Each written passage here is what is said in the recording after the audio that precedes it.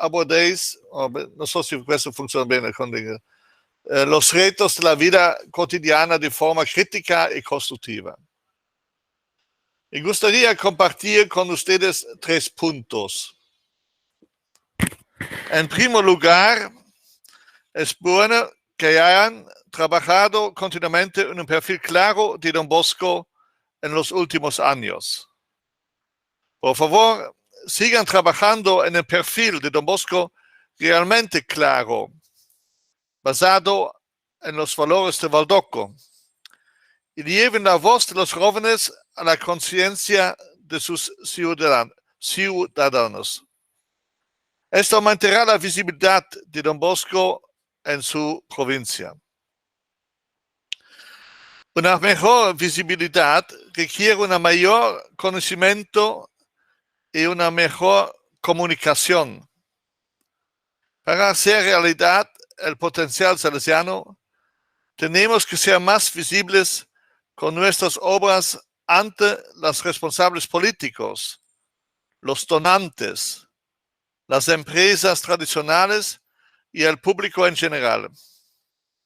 Sin embargo, esto solo será posible si la imagen es más clara y se comunica mejor que antes.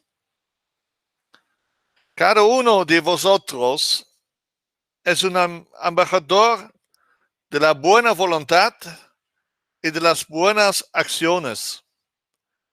Debéis hacer que funcione la transferencia de conocimientos y de buenas experiencias de cada uno de las casas, aumentando así las cualidades de la oferta educativa y escolar y mostrando que Don Bosco es más que una asamblea de funcionarios. Esto incluye la difusión de buenas prácticas en el diseño, la planificación, la ejecución, la medición, el seguimiento y la información sobre el impacto social y el valor social añadido de nuestras casas. El trabajo de vosotros en la administración debe dejar claro a la gente que Don Bosco no solo tiene un impacto directo en la formación de buenos cristianos y honrados ciudadanos, sino también que los salesianos hacen una importante contribución a la sociedad y a la iglesia. Las estadísticas, los balances y las mediciones del impacto social pueden ayudarlo a hacerlo. En el futuro, es importante que los salesianos invirtamos más en nuestra capacidad para demostrar nuestro impacto social y valor añadido. Si queremos ser defensores los jóvenes, tenemos que hablar el lenguaje de la sociedad actual y mostrar a la gente que cada joven puede ser un diamante que puede hacer brillar el mundo.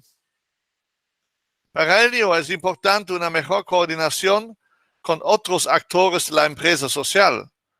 Todo nuestro personal necesita más competencias profesionales y nuestros programas de formación deben estar vinculados a la tecnología y la ciencia actuales.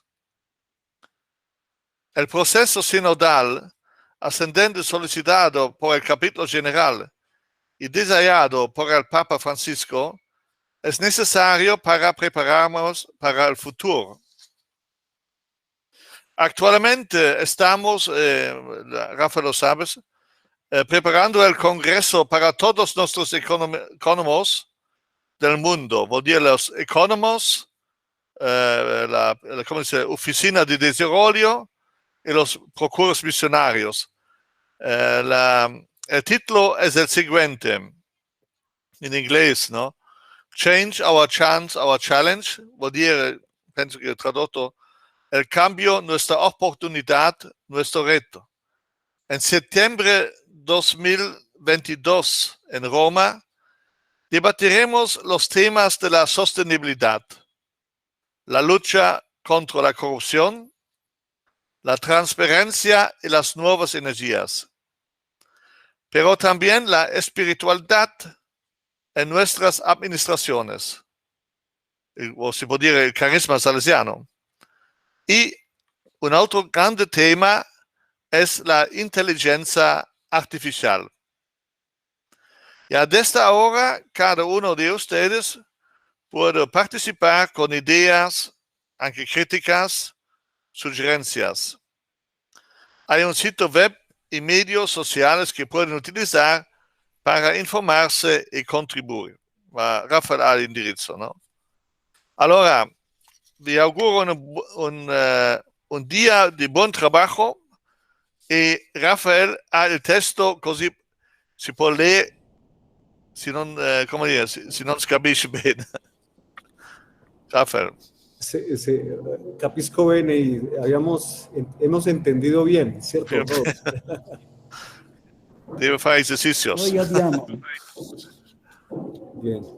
Muy bien, aprovecho, Jean-Paul, para agradecerte, ¿verdad?, este esfuerzo de estar con nosotros. Sabemos que te gusta, que tienes un corazón de congregación y que por eso te comunicas fácilmente con todos los países, con todas las regiones, con todas las inspectorías. Así que estos minutos que nos has dedicado hablan también de la grandeza de tu corazón salesiano y de esa espiritualidad que te ha caracterizado y que va caracterizando la administración económica de la congregación. Así que nos compartes todo esto que nos hace muchísimo bien. Yo quiero agradecerte en nombre de toda la inspectoría estos momentos que has compartido con nosotros y que con toda seguridad nos van a servir muchísimo. Ya con el texto que le enviaste a Rafa, lo organizamos y lo podemos socializar después para que todos tengamos esa traducción. Muchas gracias, Jean-Paul. Gracias a vosotros y buen trabajo. Bueno. Chao, chao. Muchas gracias en verdad, en nombre de todos. Y siempre bienvenido a Roma. Gracias, vamos a ver cuándo podemos ir. Chao, chao, chao. Bueno. Allí le llegamos el equipo. Eso.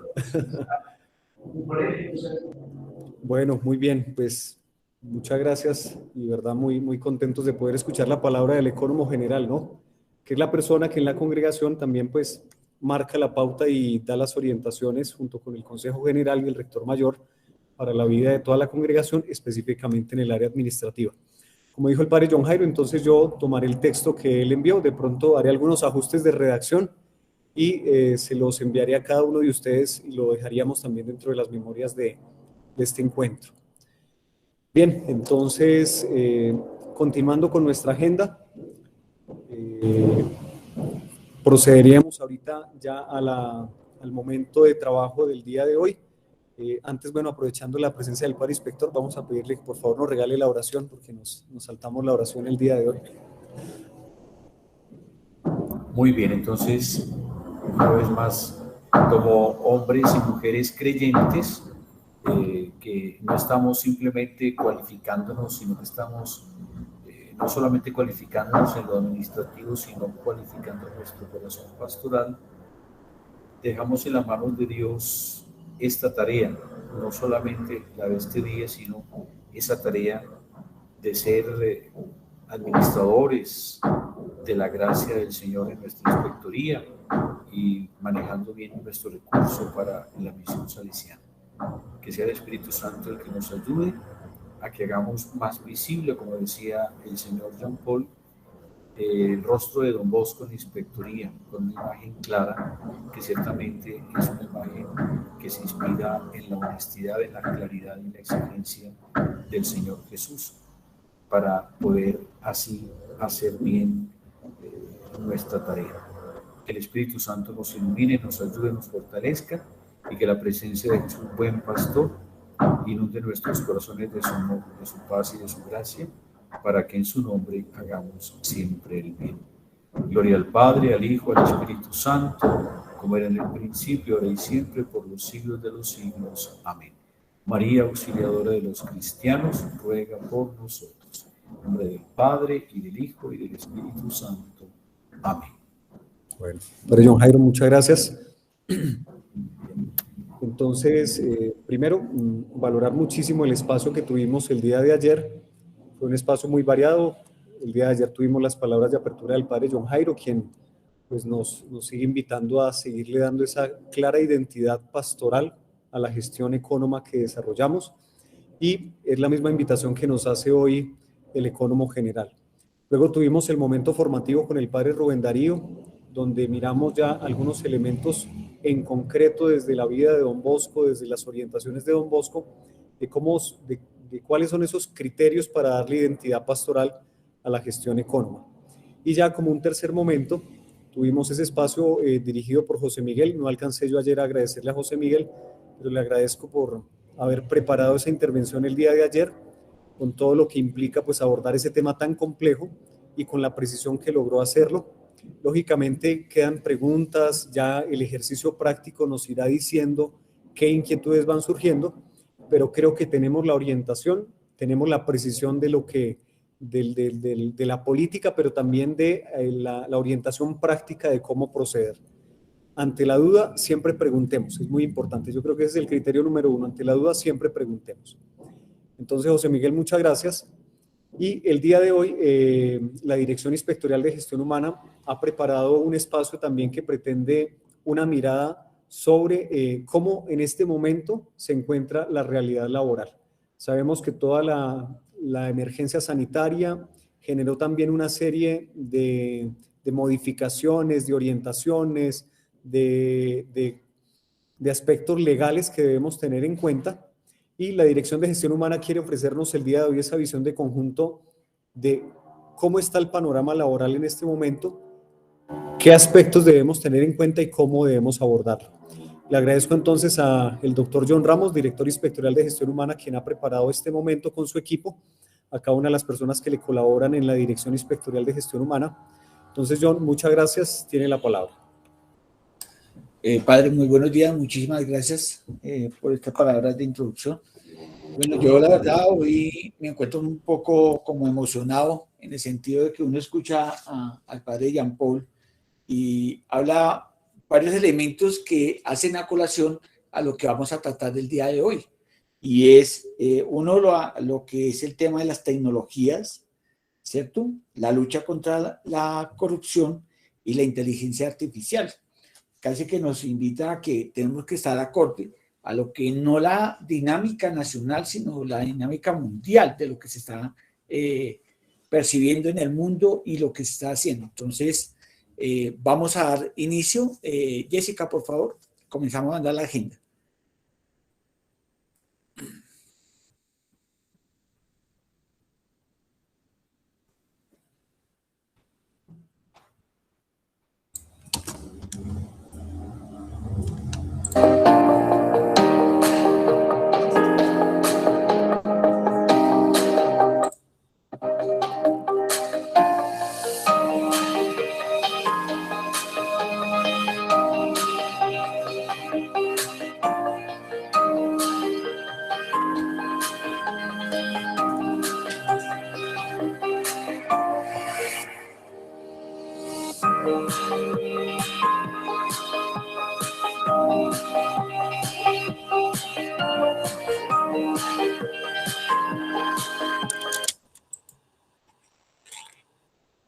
Muy buenos días a todos. La Dirección Inspectorial de Gestión Humana les da la bienvenida a todos los asistentes. Agradecemos a todos los directores, líderes y de cada una de las gestiones por el acompañamiento, y desde ya les agradecemos enormemente su participación activa en la jornada. Esperamos que los temas que se van a tratar en el día de hoy y que van a ser abordados por cada uno de los líderes del proceso contribuyan y generen valor a cada una de sus gestiones. A continuación, les voy a presentar el equipo capacitador que los va a estar acompañando en el día de hoy con cada una de sus temáticas. Iniciamos con el doctor John Alberto Ramos Cárdenas, director inspectorial de Gestión Humana, la profesional Marta Liliana Salinas, analista inspectorial de nómina, profesional Lorena Chavarro Morales, analista inspectorial de seguridad y salud en el trabajo, y la profesional Diana Carolina García Urueña, enfermera jefe, especialista en salud ocupacional. A continuación voy a presentarles cuál va a ser la jornada del día de hoy, que de igual manera pues va a estar acorde a la agenda que fue compartida por el ecónomo en 2 momentos. Va a tener un momento breve de receso a las 10 de la mañana. Inicialmente, en el primer momento, vamos a tomar los temas 1 y 2. El tema 1 correspondiente a licencias parental y fuero de paternidad con la ley 2114, donde se van a tener en cuenta las temáticas de licencia de paternidad, licencia parental compartida y licencia parental flexible de tiempo parcial. En un segundo momento vamos a tener la temática de avances normativos y actualización laboral con las nuevas modalidades de trabajo durante la pandemia, cambios y retos en cuanto al trabajo en casa, teletrabajo y trabajo remoto, y la disminución de la jornada laboral con la ley 2101 del 2021. Luego del receso vamos a abordar el tema de nómina electrónica en cuanto a cómo estamos y cómo vamos en el proceso de implementación de esta nueva herramienta, responsabilidades y recomendaciones, conceptos nominal y validaciones.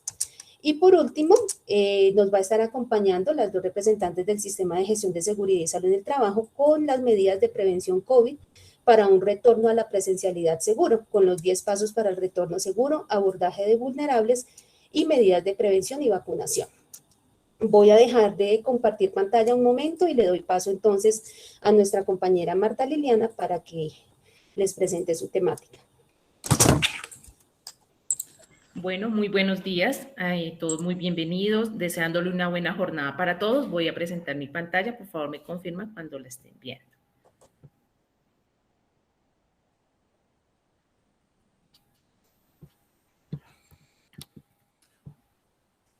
Realmente ahorita dentro de la presentación que vamos a realizar, pues si pudimos evidenciar, pues realmente son todos los temas actuales que están viviendo a nivel nacional, ¿no?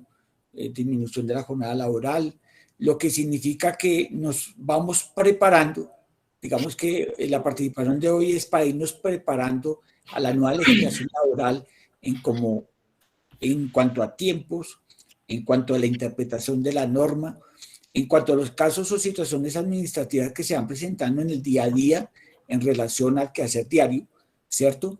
Y también nos conlleva a tener una visión ya mucho más progresista de lo que nos espera en los próximos 3 o 4 años. Digamos que desde la inspectoría y con el padre Rafael, lo que se está visualizando y lo que se proyecta es poder mitigar en cierta forma lo que se va haciendo, y eso también impacta a las unidades estratégicas de negocio que pronto tengamos ya divulgado y que nos permite tener un contexto real en lo que es la forma de participación de la sociedad salesiana con la normatividad nacional y también entre la normatividad y los componentes que de pronto una unidad estratégica de negocio se lleven a llevar a cabo.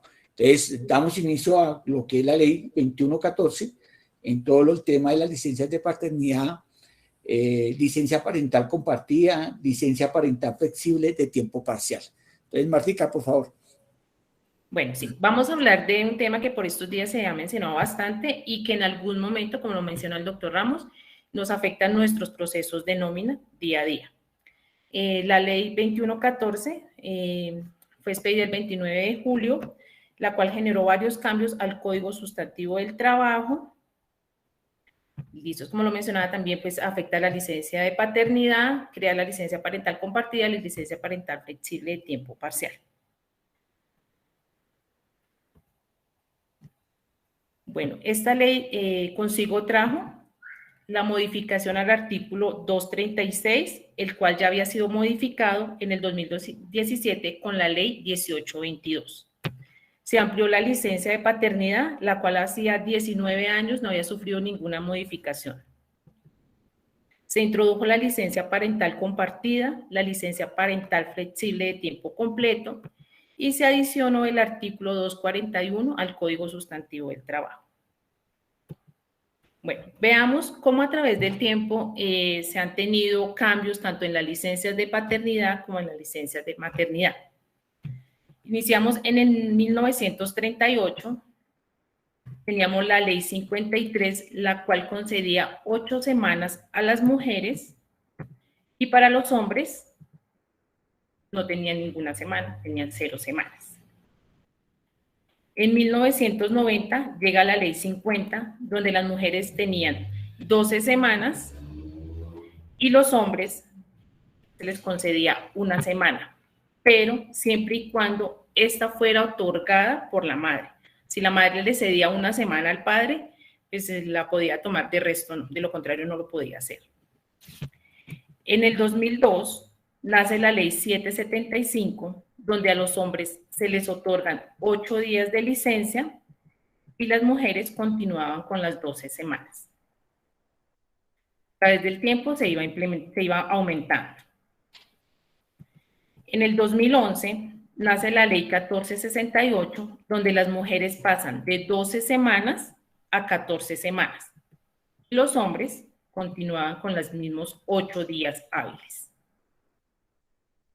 En el 2017, 6 años después, llega la ley 1822, donde las mujeres empiezan a tener 18 semanas y los hombres continuaban con los mismos 8 días. Y llega la ley 2114 del 2021, donde después de 19 años se incrementa la licencia para los hombres de 8 días hábiles a 2 semanas. Y las mujeres continúan con las mismas 18 semanas. Si uno mira el marco histórico de lo que llevamos, realmente la figura de la paternidad comienza desde el 2011, o sea, llevamos escasamente 9 años que tenemos reconocimiento ante el grupo mayoritario femenino. Pero también corresponde a una dinámica social, ¿no? De evolución social, que no es solamente un marco normativo que dice la cantidad de días, sino la calidad de días y la calidad que debe tener dentro del contexto de la familia. La Corte Constitucional ha sido muy reiterativa en esto, y los últimos pronunciamientos o fallos que ha tenido ellos el rescate a la familia de una u otra forma, ¿sí? Bajo cualquier modalidad, pero el rescate a la familia. No es la evolución de los últimos 19, 20 años, pero realmente comienza a tener un protagonismo mucho más creciente. La participación del hombre también es una participación activa que comienza a hacerse en los últimos 3 años, 4 años prácticamente. Estamos hablando de 2017, que pasamos a 8 días como tal, y pasamos a 18 semanas como tal. Y eso comienza a tener una mayor representación en la dinámica laboral, ¿cierto? Porque antes se le daba ese estatus o fuero solamente a la mujer, y ahora resulta que ya el hombre. Eso también enfocó a varios aspectos fundamentales. Y uno, que habría muchas empresas que había una discriminación hacia la mujer, casi que dentro del checklist que tenían, colocaban el tema de embarazo, el tema de que no podían estar, o de pronto que muchas mujeres generaban muchos días de licencia no remuneradas, y de pronto impactaban dentro de la economía o productividad de las empresas. Entonces, esto comenzó a cambiar y a tener una participación con los hombres, en relación que ahora todo es compartido, ¿no? Y también ya se disminuye el tema de la discriminación hacia la mujer con relación a su maternidad, que a pesar de que sea un derecho fundamental como tal, sucumbía a la sombra, en el sentido de que había muchas prácticas o no muy buenas prácticas en relación a ese tipo de discriminación. Eso es importante mencionar, porque ahorita lo vamos a ver también en las diferentes modalidades contractuales de lo que nos vamos a enfrentar de aquí en adelante. Martica. Listo. Bueno, a continuación revisaremos los cambios que trajo la ley 2114 al artículo 236, que es donde se menciona todo lo de la licencia de maternidad y licencia de paternidad. En cuanto a remuneración, realmente no tuvo ningún cambio, no se presentan cambios. La licencia es remunerada con el último salario que devengue al inicio de la licencia. Cuando se tengan salarios variables, pues se tomará el promedio del último año. Entonces vemos que no tuvo ningún impacto, ningún cambio. En cuanto a soportes, los soportes tampoco tuvieron variación. El soporte que se debe presentar para el otorgamiento de la licencia es el certificado médico, donde consta el estado del embarazo de la madre, día probable del parto y el día desde el cual inicia la licencia de maternidad.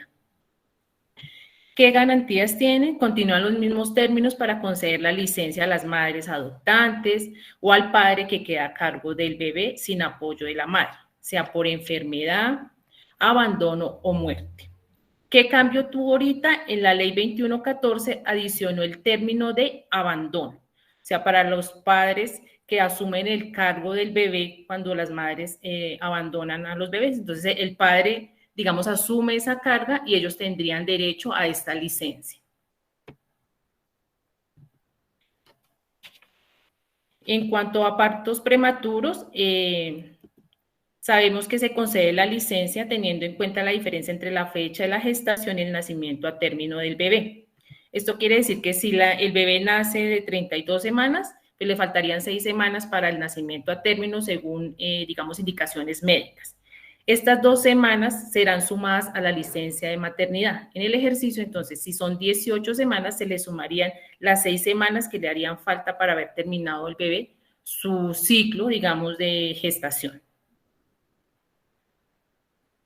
¿Qué cambios tuvo ahorita? Pues la ley 2114. Anteriormente se mencionaba que esto era para partos múltiples y ahorita lo menciona también para los hijos que nacen con discapacidad y se menciona también que se amplían 2 semanas, tanto para los partos múltiples como para los hijos que nazcan con discapacidad. Esto quiere decir que las madres ya no tendrían 18 semanas de licencia, sino tendrían 20 semanas. También se menciona en la norma la distribución que se tiene para las licencias. Dice, la trabajadora podrá tomarse la licencia 1 o 2 semanas antes del inicio o antes del parto. Estas 2 semanas se llaman preparto y las 16 semanas restantes se llaman posparto. Y es todo esto, digamos, en conjunto, las 18 semanas son las licencias de maternidad, que nos dice que se pueden tomar 1 o 2 semanas antes del parto. Entonces, dentro de la hora de la ley 2114, ya comenzamos a ver cómo el impacto en una sociedad comienza a generarse 2 palabras fundamentales: abandono, hijo con discapacidad, lo que significa que empezamos a hablar el tema de la evolución de la inclusión, ¿no? La inclusión de los hijos discapacitados, la permanencia de los hombres dentro de la planeación. Mire que ya también comenzamos a ver que hay una planeación colectiva o de pareja en relación a cómo se comparte la licencia de maternidad en relación ante el hombre y la mujer, y la ampliación de los tiempos o términos para establecerse allí. Eso es bien importante porque cada vez dentro de las palabras que estamos relacionando, mencionando, tiene un componente más que numérico, que es lo importante y que quiero aquí resaltar. El componente es más de calidad de vida, de protección al menor o al infante, de la protección al que está por nacer, que es un derecho fundamental que se está dando. Entonces, hay muchos principios constitucionales que se ven mencionados allí y de un impacto social, ¿sí? Y todo el componente de poder participar dentro de las primeras semanas del posparto, o sea, después, con su hijo, que es fundamental en las grandes sociedades modernas y desarrolladas del mundo. O sea, cada vez nos vamos acercando más a lo que es la calidad de vida en términos globales y mundiales. Sigamos, Marta. Listos. Ahora vamos a ver los cambios que tuvo la licencia de paternidad con la entrada en la vigencia de la ley 2114. Bueno, la ley 2114 modificó el artículo 236 donde dice y establece que la licencia de paternidad pasa de tener 8 días hábiles a tener 2 semanas remuneradas. Se otorga para hijos nacidos del cónyuge y compañera. La ley 2114 incluye el término de compañera permanente y para los padres adoptantes. Quiere decir que si los padres hacen todo el proceso de adopción, tendrían derecho a sus 2 semanas de paternidad. Para el otorgamiento de la licencia, el padre debe ir directamente a la EPS antes de los 30 días, después del nacimiento del bebé, con el registro civil para hacer todo el trámite de la licencia o en ese momento digamos que es como una incapacidad que expide la EPS, pero es la licencia de paternidad. Para el reconocimiento de esta licencia, si el padre, anteriormente mencionaba que si el padre cotizó efectivamente durante las semanas previas al reconocimiento de la licencia, pues se le otorgaría la licencia de paternidad. Ahorita con la ley 2114 dice si el padre cotizó pues los 9 o durante la gestación del bebé proporcionalmente a las semanas cotizadas, asimismo se le dará, digamos, o se le concede la licencia de paternidad. Va a ser proporcional. O sea, ellos hacen la evaluación y la fórmula de si trabajó durante la gestación 3 meses, entonces asimismo se le conceden los días de la licencia de paternidad. Digamos que no van a ser las 2 semanas porque él no cotizó todo el tiempo de la gestación del bebé, sino va a ser proporcionalmente a las semanas cotizadas. Y aquí pues llega un tema que digamos que causó diferencias a la licencia de paternidad, donde dice que la licencia de paternidad para el 2021 pues está establecida con 2 semanas de licencias remuneradas, pero dice que a partir de diciembre de este año dependerá del punto porcentual en la disminución de la tasa de desempleo, y con base en esto se aumentarán las semanas de licencia. Teniendo en cuenta pues la tasa de desempleo en el momento en que fue expedida la ley 2114, que fue en julio de este año, que teníamos una tasa del 14.3 de desempleo, en diciembre se hará el análisis y dependiendo si disminuye la tasa de desempleo, se incrementan las semanas, pero hasta llegar a las 5 semanas, no podrá pasar de las 5 semanas. Entonces, por más tasas disminución en la tasa de desempleo, más semanas, y por aumento en la tasa de desempleo, pues siempre se van a mantener las 2 semanas de licencia de paternidad. Por eso se mencionaba al principio el impacto que se va a tener a nivel progresivo en los próximos 5 años, ¿cierto? Mire que, pues digamos que dentro de la nueva legislación o nueva ley 2114, cómo se va estableciendo progresivamente en la medida que la economía se va mejorando, estabilizando, y donde el nivel de desempleo se vaya disminuyendo para que se tenga también una ampliación en la calidad de vida con el niño que van a nacer, con el acompañamiento también a la madre y en relación a la familia. A mí me pareció muy interesante ese tema que se tuvo, porque digamos que ahorita en todo el tema de la pandemia que se ha venido relacionando en los últimos 2 años, pues tuvo un impacto muy fuerte en la economía mundial y obviamente en la economía nacional. Pero a pesar de que con todos estos impactos económicos, el legislador en cierta forma pudo prever cómo se puede hacer de forma progresiva, cómo ese reconocimiento se hace proporcionalmente en la medida que se va mejorando y estabilizando una economía, cómo la figura de la inclusión, por ejemplo, lo que hablamos en compañeros permanentes y padre adoptante. Cuando uno hablamos de compañeros permanentes y padres adoptantes, pues también va inmerso el tema de la inclusión de sexo y género, ¿sí? Eso también está allí establecido, ¿cierto? Cómo una familia del mismo sexo pueden adoptar un menor infante si se quisiera ahorita en este momento, y cómo también tienen derecho a estar dentro de esa figura como tal, y cómo impacta si es una persona asalariada. Entonces, todos esos componentes comienzan a enriquecer un lenguaje que cada vez se vuelve más global, ¿no? Más incluyente, más abierto a una sociedad moderna y dinámica, y no podíamos estar lejos a lo que se está proyectando a nivel internacional. Continuamos. Marta Lili, perdón, don José Miguel pregunta que si las semanas remuneradas son al 100%. Sí, señora, son al 100% sobre el salario que esté devengando el padre o la madre en el momento del inicio de la licencia de maternidad o de paternidad. O sea, digamos que no tienen la distribución como las incapacidades, que dice que los 2 primeros días son al 100% asumidos por la empresa y los otros días son al 66.67, ¿no? Para la licencia son al 100% y teniendo en cuenta el ingreso base. Y pues también lo mencionaba que si el salario es variable, pues se hace el promedio del año para así reconocer la licencia de paternidad o maternidad. No sé si quedó claro, don José Miguel, o... Sí, señora, ya nos escribió en el chat que gracias, que muy clara la información. Vale.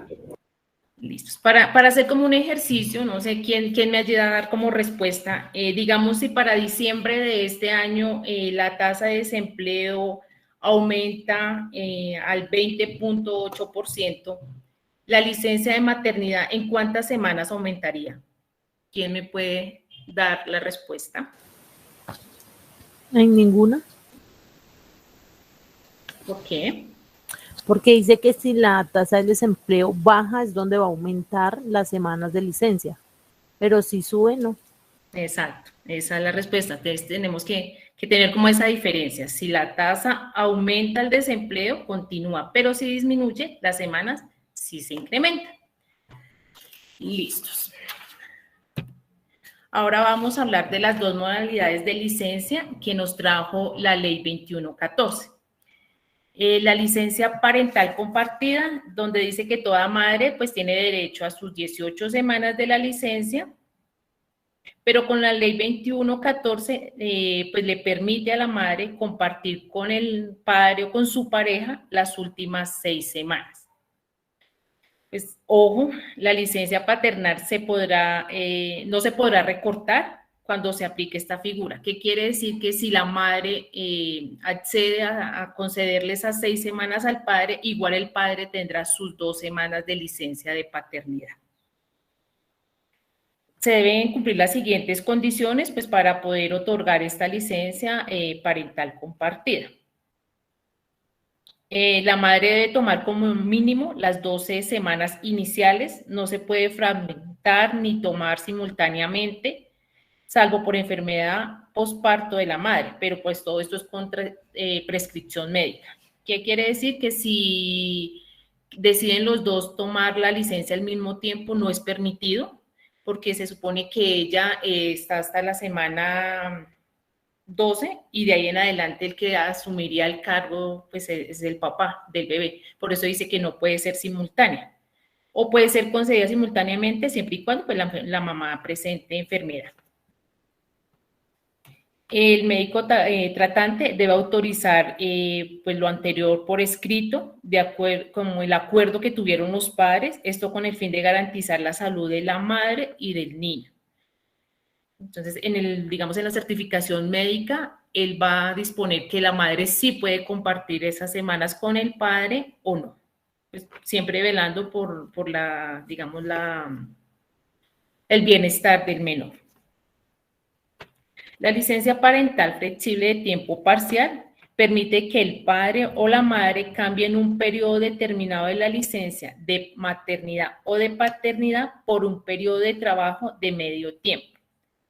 Eso quiere decir que aumentaría el doble del tiempo seleccionado. Para los padres, digamos, la segunda semana, él puede, como un acuerdo con el empleador, cambiar su semana por trabajar medio tiempo. Todo eso, pues, con el tema, digamos, de virtualidad y siempre y cuando el cargo lo permita. Entonces, un ejemplo, tenemos una persona de mantenimiento, él no puede hacer trabajo desde casa, entonces digamos que esta modalidad de licencia parental flexible no la podría acceder él porque él no puede hacer su trabajo en casa o no puede trabajar medio tiempo, sino se necesita el tiempo completo. Mire que si uno mira aquí, comienza a tener una relación muy interesante, la figura de la flexibilización laboral, ¿no? Y es que todo se puede hacer en la medida que sea de común acuerdo entre las partes. O sea, nada es imposible en la medida de que haya una concertación y acuerdos de voluntades, que es lo más importante en relación allá. Cuando uno mira aquí, entre la licencia de maternidad y en esta nueva modalidad que es licencia parental flexible, y es cómo nos ponemos de acuerdo con la figura con el empleador en relación al manejo. Cómo las modalidades contractuales comienzan a flexibilizarse en la dinámica de hablar de resultados. Mire que eso va mucho más de fondo que de forma, ¿sí? Entonces, en los temas administrativos, ¿sí? O de proyectos o de unidades estratégicas, no sé, cómo de pronto se puedan ver de la mejor forma, es cómo comenzamos y cómo flexibilizamos la jornada, pero también cómo conlleva una contraprestación. ¿Cómo conlleva una contraprestación? ¿Sí? Si vamos a aceptar una licencia parental flexible con medio tiempo, ¿cómo el empleador comienza a tener una figura de cómo combinamos la no presencialidad versus con un resultado que es lo que necesitamos? En últimas, bien sea para no parar la operación o bien sea porque estamos inmersos a un proyecto que necesitamos resultados, pero yo te defiendo tus derechos, pero también conlleva una contraprestación en relación a ello. O sea, mira que es supremamente importante lo que estamos mencionando y cómo se interpreta la norma mucho más de fondo que solamente decir 1 más 1 es 2. ¿Sí? Entonces, eso nos conlleva a que las oficinas o las áreas de gestión humana tienen que estar en capacidad de respuesta, en interpretación y también de la alta dirección en relación a qué resultados se conlleva a ello. O sea, nada se puede negar, pero también debemos derechos, obligaciones y deberes entre las partes. Continuamos, Marta. Listo. Las condiciones para otorgar la licencia parental flexible pueden ser usadas por el padre, digamos, la licencia de paternidad en la segunda semana y para la madre después de la semana número 13. Los periodos seleccionados no pueden ser interrumpidos ni retomar nuevamente. Quiere decir que si se hace el acuerdo con el empleador y yo le digo esta semana voy a tomar o a iniciar mi licencia flexible de tiempo parcial, no puedo a la mitad de la semana decirle no, ya no, déjeme así y la otra semana lo vuelvo a retomar. No, tiene que ser continuo.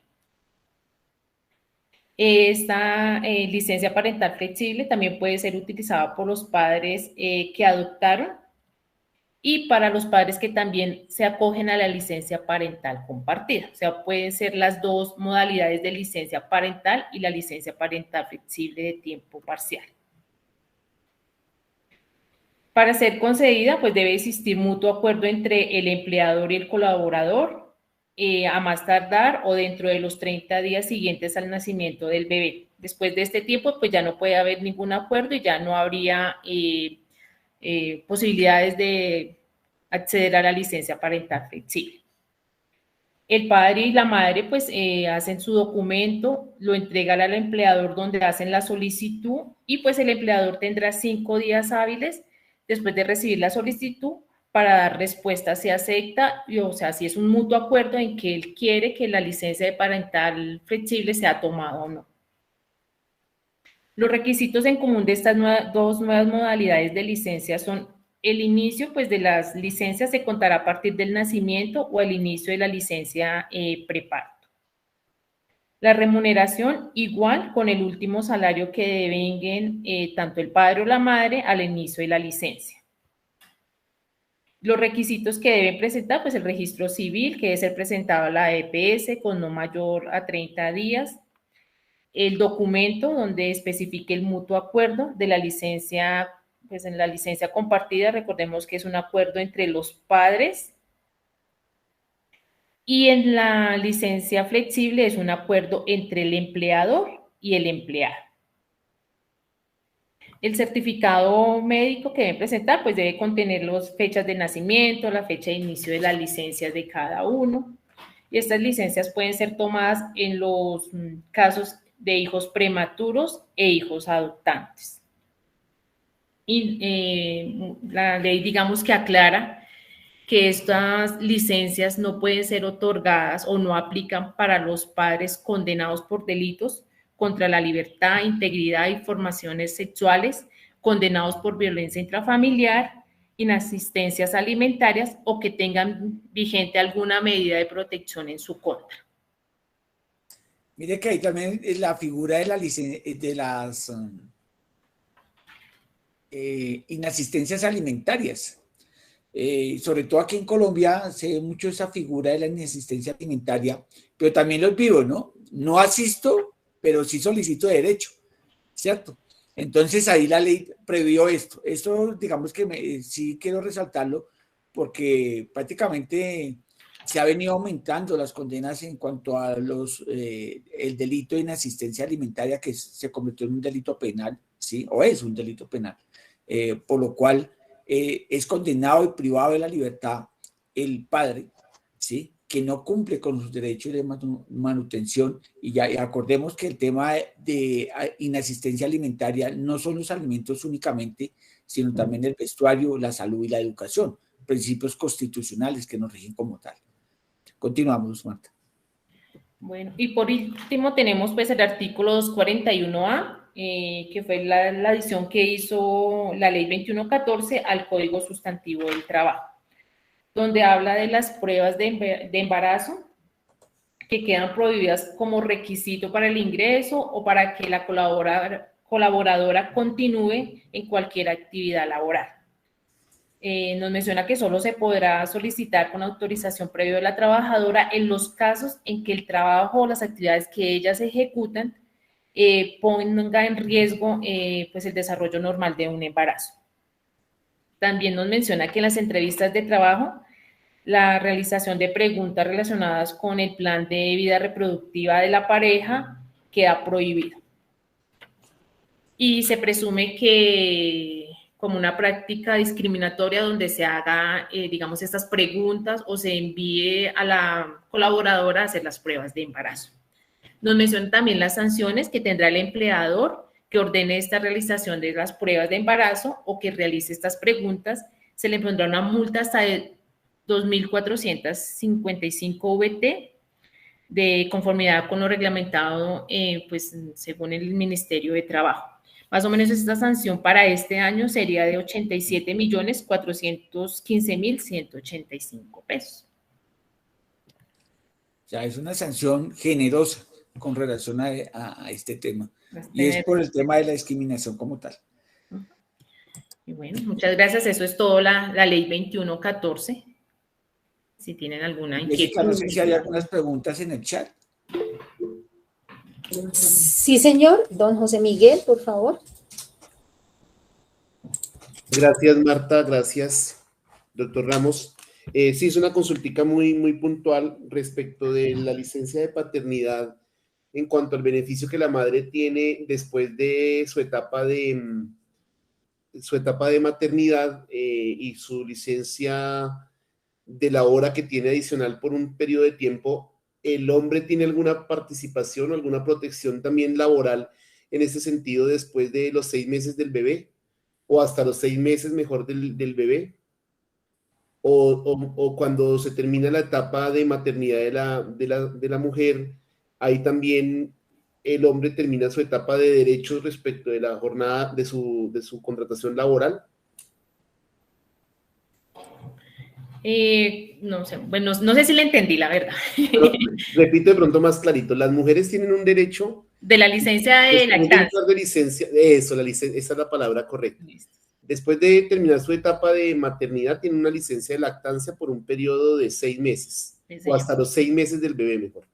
El hombre tiene esa misma protección, y qué diferencia hay si la mujer no trabaja, porque hay veces en que la señora está en la casa y no tiene empleo. ¿Y cuál es la protección para el hombre en ese sentido? No es para animarme, desde luego, sino es para conocimiento general. Definitivamente, sí, José.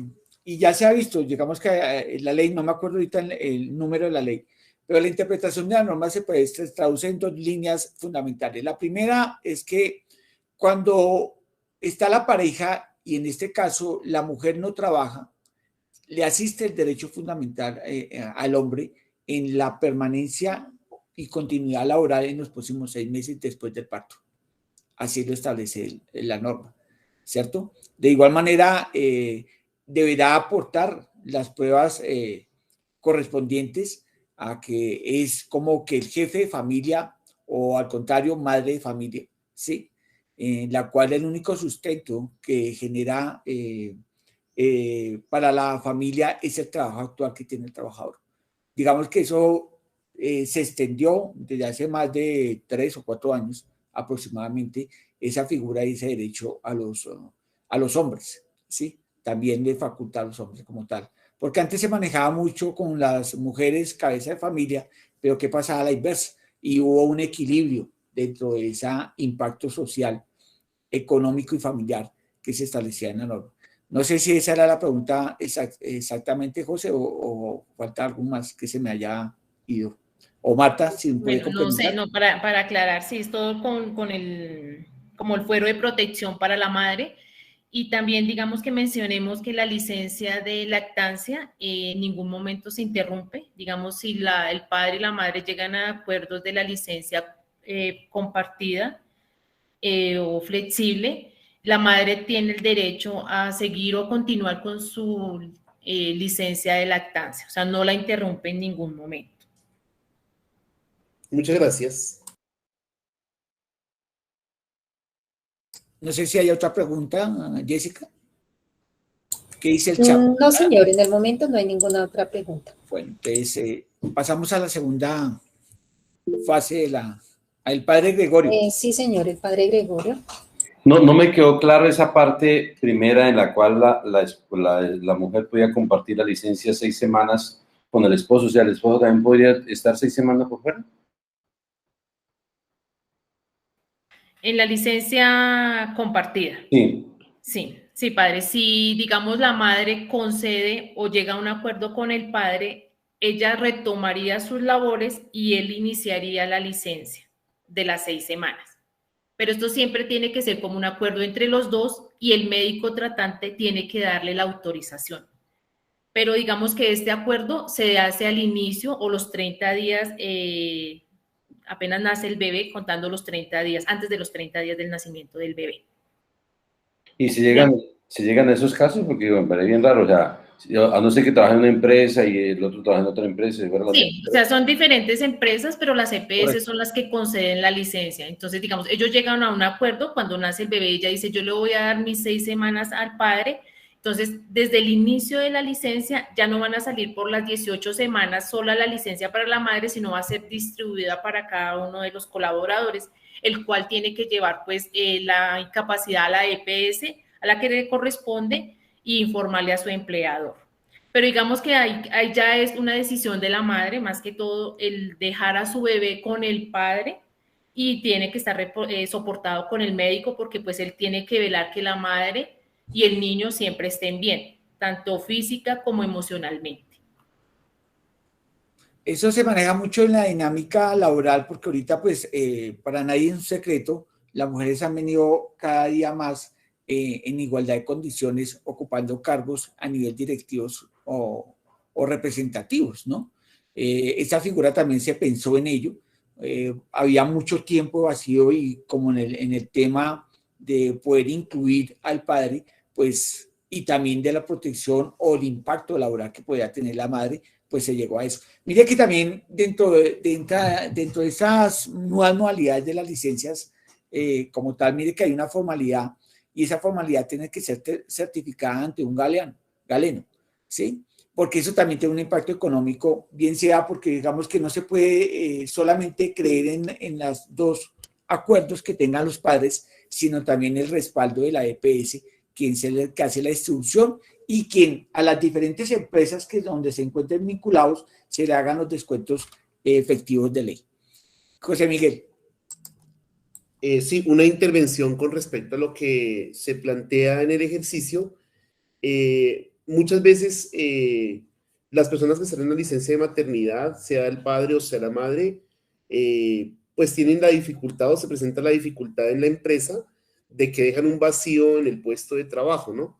Entonces, pues desde mi punto de vista sería importante en la planificación de cada una de las presencias en los diferentes ambientes, tener claro el tema del reemplazo o la persona que reemplazaría o cubriría estas licencias, toda vez que el recurso que se paga por la licencia de maternidad o paternidad, sea uno o el otro, es cancelado por las EPS al 100%. Es decir, que es un periodo en el que digamos, de alguna manera las entidades se ahorran un recurso, pero que internamente se puede planificar de modo que se cubra ese espacio y con planeación podamos definir, bueno, tal persona está en estado de embarazo y cuando salga, ¿quién la va a cubrir? O si hay que contratar a una persona que cubra ese puesto, si no se alcanza a cubrir con los que hay, de modo que se pueda organizar en la planeación. Como digo, toda vez que no es un gasto en este caso para Sociedad Salesiana, que podría constituirse en un ahorro, sí, en el ejercicio del tiempo,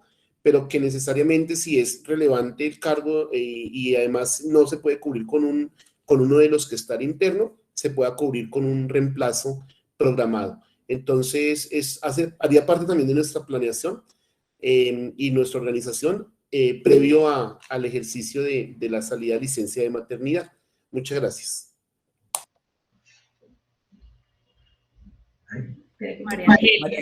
María Angélica. Buenos días. Aquí mi compañero Cristian tiene una pregunta, entonces para que nos ayude. Buenos días a todos. Mi pregunta es: ¿lo de la hora de lactancia aplica por niño o cómo se aplica cuando hay más de un hijo pues nacido? Digamos, en este caso gemelos, ¿es una hora por ambos, una hora por niño? ¿Cómo sería allí?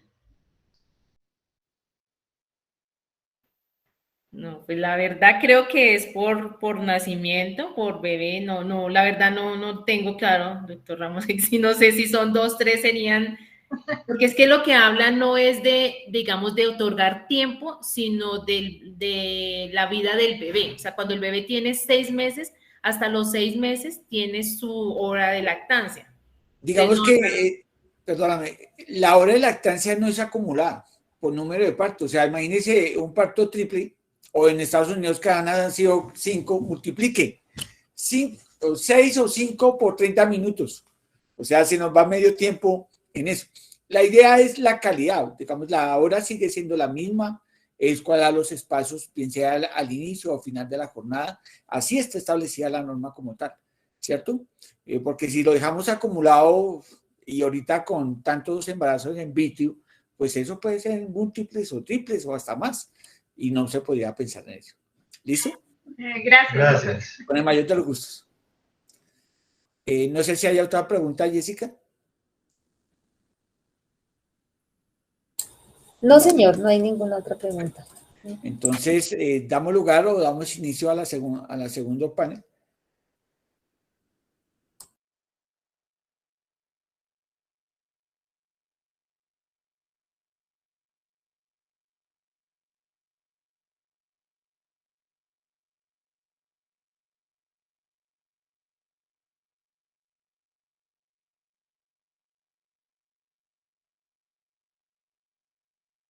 Bueno, vamos a dar inicio a las nuevas modalidades de trabajo, o sea, a la dinámica mundial, al que se cambió el chip de la historia, ¿sí?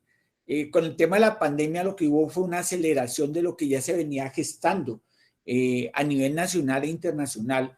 Si hablamos a nivel internacional, pues ya nos llevaban ya varios, casi que una década por encima de lo que se tenía. ¿Y cuáles son esas modalidades? Jessica, por favor.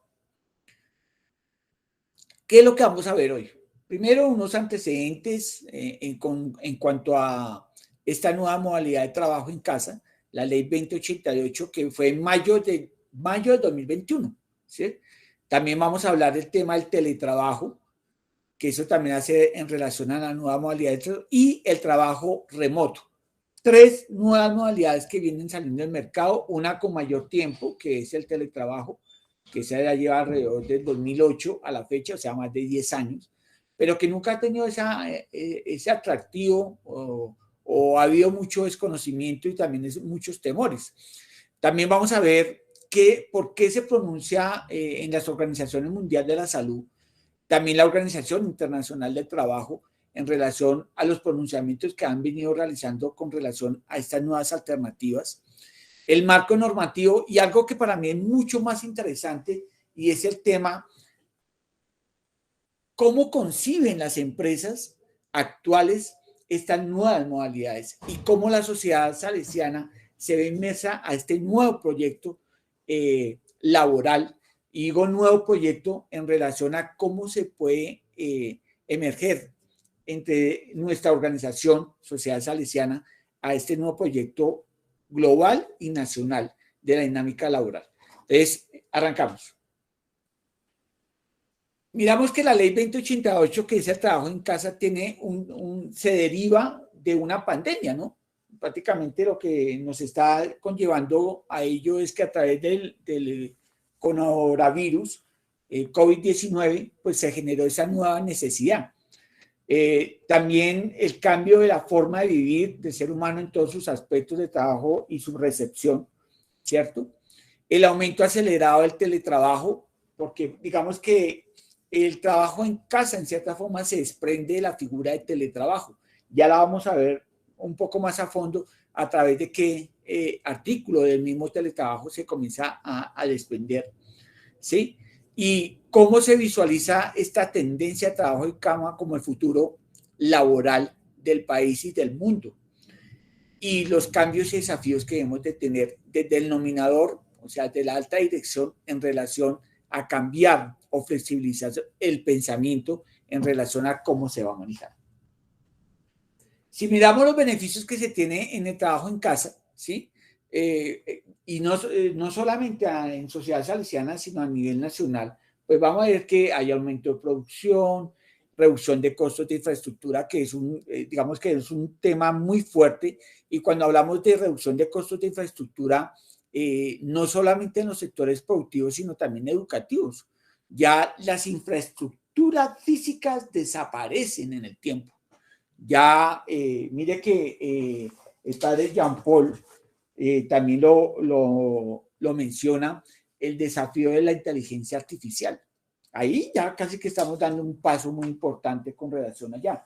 Pero desaparecen las infraestructuras físicas, pero se aumenta la infraestructura tecnológica, que es lo que nos conlleva a que tenemos que ser mucho más fuertes. Y el padre Jean Paul también menciona eso, ¿no?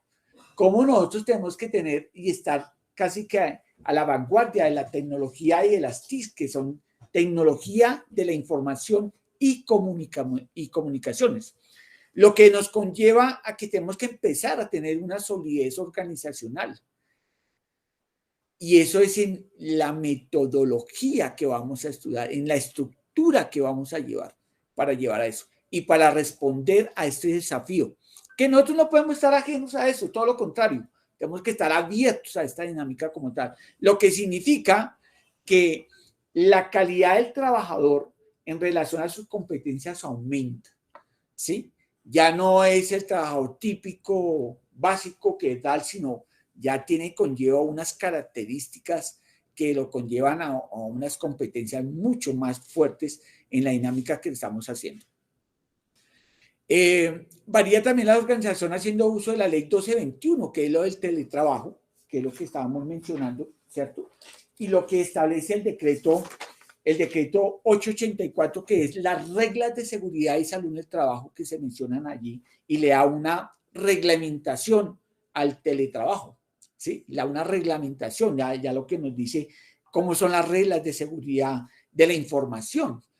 La 1221, que es el teletrabajo, ¿sí? Que ha reglamentado con la 884, porque había muchos vacíos y no había una estructura, solo como que se mencionaba en una parte global, y cómo a través del trabajo comienza a tener forma, equilibrio, buscando ¿qué? Lo que se menciona en reiteradas ocasiones, que es un equilibrio entre la vida laboral, personal y familiar, aunque yo no estoy de acuerdo con ello, ¿sí? Porque realmente el equilibrio se lo da uno, y también las empresas comenzamos a tener otra dinámica con relación a que el trabajo se ejecuta ya no con los vacíos que se tienen en la actualidad, como son los descansos, el almuerzo. Digamos que si bien es cierto se reduce esos espacios, pero la productividad se concentra más en lo que se tiene. Por tanto, el trabajador ya tiene derecho a su intimidad, tiene derecho a estar con su familia, tiene derecho a sus espacios libres, sin decir o pensar que no se está haciendo nada. Y otro tema que me pareció fundamental y lo he venido diciendo, y es las estrategias de inclusión. Mire que ya con estas figuras de modalidades laborales no presenciales, pues ya no hay ningún problema en la inclusión, bien sea de sexo, género o el tema de incapacidades, ¿sí? Ya casi que desaparece y nos vamos mucho encaminando a lo que es llamado la inteligencia artificial. Ojo con eso, lo que significa que en el tema de la capacitación o formación que debemos de tener, pues ya esas competencias cada día están más fuertes y tomando, porque ya estamos hablando de resultados. Otro tema que me pareció supremamente importante y que me pareció que saltar, casi que cambiar de una generación a otra y ya no hay una transición, y es la implementación del sistema de gestión. Pero no los llamados sistemas de gestión como lo conocemos en la certificación del INCONTEC, sino como las empresas familiares responsables, que ya ese nuevo sistema de gestión ya aparece como una figura amplia a nivel nacional con el INCONTEC. Eso es supremamente importante. Ahora, si miramos el marco histórico, vamos a ver qué es los pronunciamientos de la OIT y de la Organización Mundial de la Salud sobre el trabajo en casa y, en cierta forma, lo que nosotros denominamos también el teletrabajo. Vamos a mirar. Cuando uno comienza a dimensionar, ¿cierto? Y cuando uno comienza a hablar que a través de la Organización Mundial de la Salud se prevé, se ve una calidad de vida en conjunto con las condiciones que permiten proteger la salud, la integridad, el bienestar de todos los colaboradores, es esos espacios lo que se busca como tal. ¿Por qué? Porque es un tema de salud pública, y cuando hablamos de salud pública es un derecho fundamental, que eso es innegociable, ¿sí? El segundo punto en cuanto a la Organización Mundial de la Salud habla también de la calificación bajo la figura de pandemia, ¿no? Y todas las medidas de prevención en cuanto al distanciamiento social y las medidas preventivas o las modalidades, en este caso, de trabajo, que es trabajo en casa o teletrabajo o trabajo remoto, que también vamos a verlo más inicialmente. Con ese pronunciamiento de la Organización Mundial de la Salud conlleva, ¿cuál es el pronunciamiento de la Organización?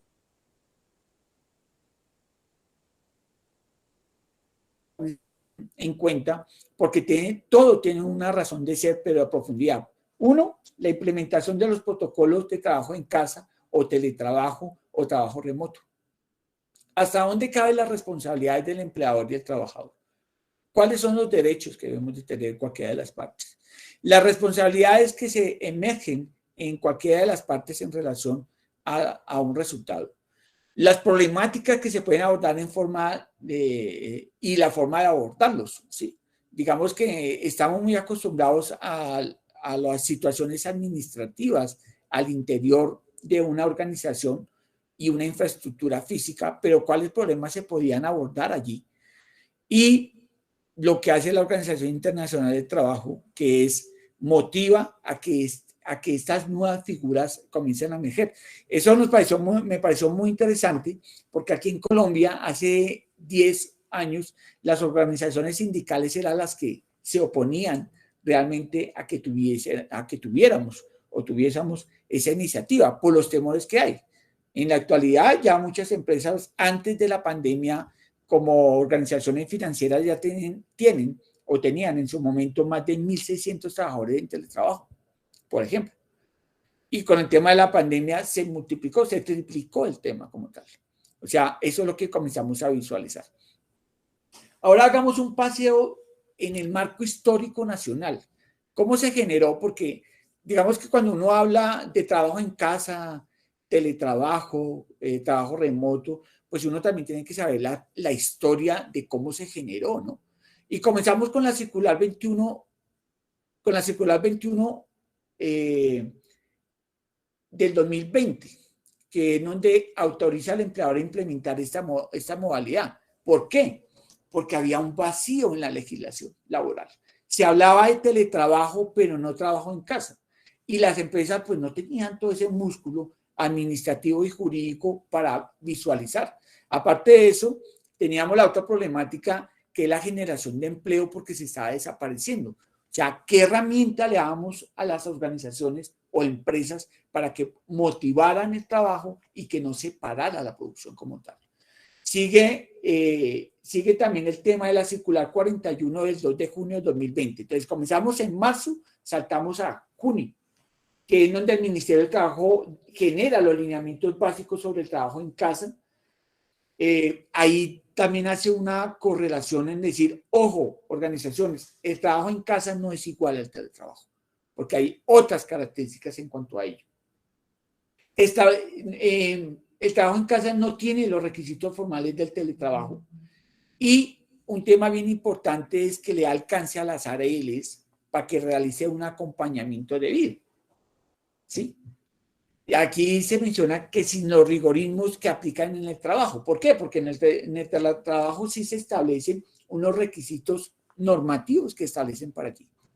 Una vez teniendo la circular 21, la circular 41, 21 y 41, que ya les da potestad a las organizaciones de poder incluir en este tema de trabajo en casa, pues hubo otro problema que lo vino a resolver la Corte Constitucional en la sentencia 311, ¿cuál es? El tema de la conectividad.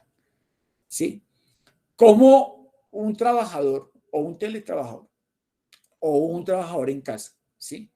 Si bien es cierto, no utiliza los medios de transporte para dirigirse a la empresa porque trabaja desde su domicilio, pero sí incurre en gastos de energía o internet en este caso, en el cual dice, pues, homologuemos el auxilio de transporte al tema de la conectividad, que fue, afortunadamente, la sociedad salesiana previó y ha estado muy, muy acorde y a la vanguardia de lo que se está pronunciando la legislación colombiana y cómo lo vemos nosotros tipificados dentro de nuestro contexto laboral.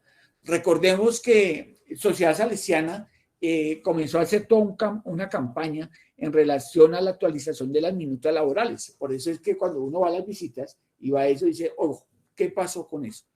¿Y eso por qué? Porque le da una dinámica laboral, sobre todo al personal administrativo, ¿sí?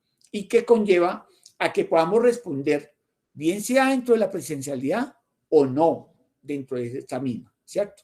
Y que estemos facultados y amparados bajo acuerdo entre las partes para poderlo hacer.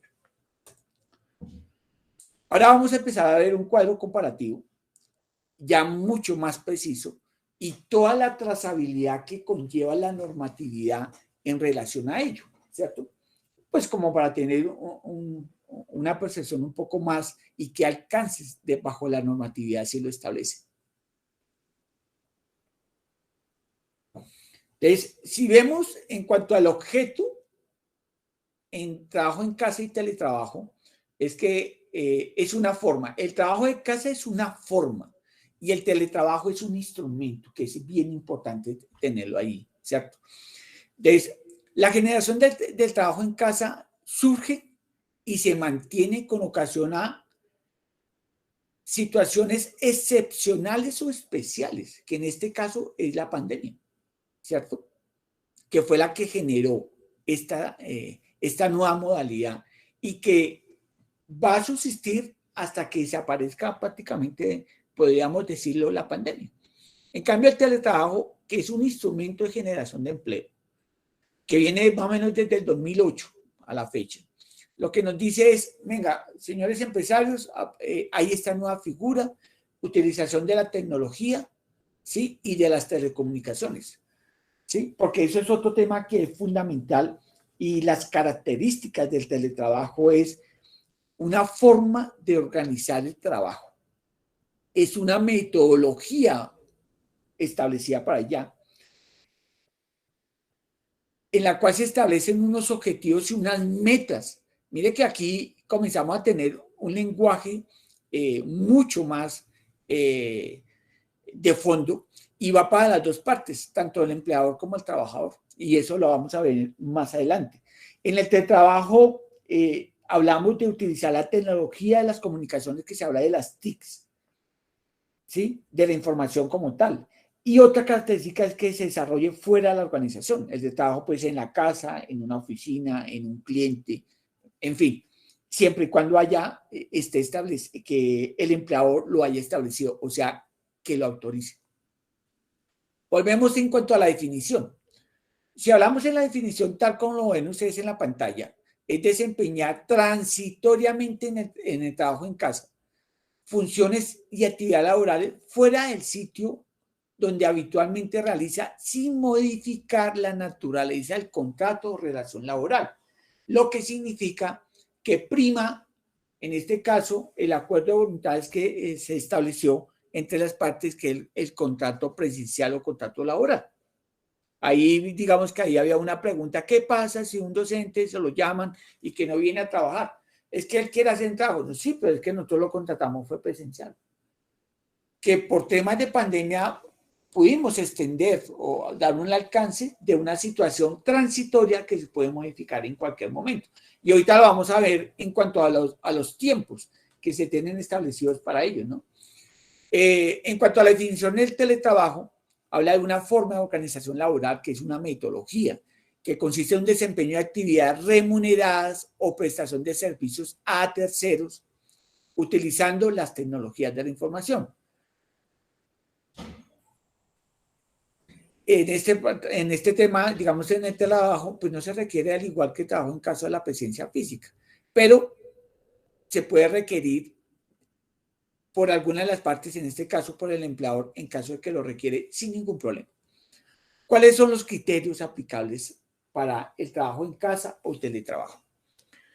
Si hablamos en el trabajo en casa, comenzamos a hablar de que debe haber una coordinación, y una coordinación tiene que ser entre las partes. Y cuando hablamos de una coordinación entre las partes, nos vamos directamente a las funciones y servicios y actividades laborales para desarrollar de manera armónica, dice, ¿sí? Y complementaria entre el empleador y el trabajador. Y vuelve a repetir las tres palabras, para establecer objetivos y logros fijados. Volvemos a hacer, y quiero resaltar esa palabra, ¿sí?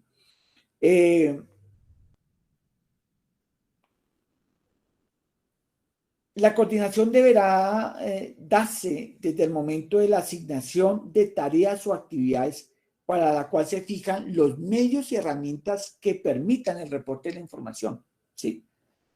Seguimiento de la evaluación como la comunicación constante y recíproca, digamos que es lo que se establecen allá, lo que significa que tiene que haber un seguimiento, debe haber una retroalimentación en cómo está haciendo la tarea, cómo está estableciendo sus funciones, y el trabajador en la necesidad de cumplir con lo que se establece en los criterios o necesidades de las organizaciones, ¿sí?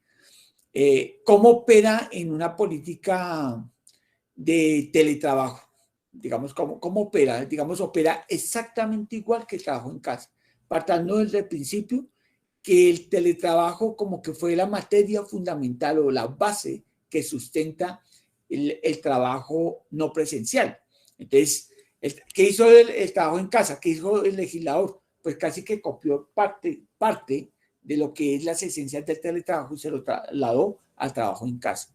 Entonces, los componentes del trabajo que es fundamentales, infraestructura de las telecomunicaciones, acceso a equipos de computación, aplicación y contenido, divulgación de mercado, capacitación, incentivos, en fin, absolutamente todo, pero tiene que regirse bajo unas políticas, ¿sí? Tanto en el trabajo en casa como en el trabajo también hablamos del tema de la desconexión laboral, que también hace un principio al derecho a la intimidad también, al derecho al bienestar de la persona, y también tiene un alcance en cuanto a lo que nosotros establecemos de acoso laboral también, ¿sí? Por eso también es tan importante que cuando tenemos estas nuevas figuras, también las organizaciones tienen que tener muy claro hasta dónde llega su alcance, hasta dónde llegan los deberes y derechos del trabajador, hasta dónde puede poner el nivel de exigencia, cómo se pueden establecer estas modalidades y cómo se pueden cambiar. Como lo dije en un principio y lo rectifico ahorita, pues todo, desde que se comenzó a hablar de la figura de flexibilización laboral, pues nada está atado a estructuras rígidas, sino todo lo contrario, ¿sí? Ahora, si vamos a ver en cuanto a subordinación, en cuanto a estas dos figuras de trabajo en casa y teletrabajo, pues digamos que hay una facultad subordinante del empleador, ¿cierto? Junto con la potestad de supervisión de la labor de esto. O sea, no se pierde la subordinación en ninguna de las dos figuras.